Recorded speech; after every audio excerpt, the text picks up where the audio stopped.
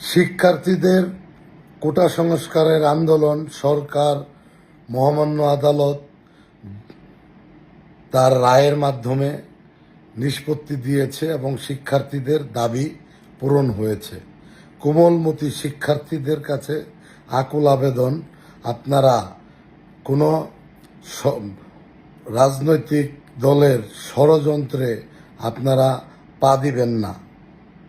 আপনাদেরকে পুঁজি করে কুচক্রী মহল এক দফার মতো একটি ভুয়া গুজব ছড়িয়ে দিয়েছে সামাজিক যোগাযোগ মাধ্যমে, কিন্তু আমরা ধৈর্য ধরেছি, আমাদের দল ধৈর্য ধরেছে।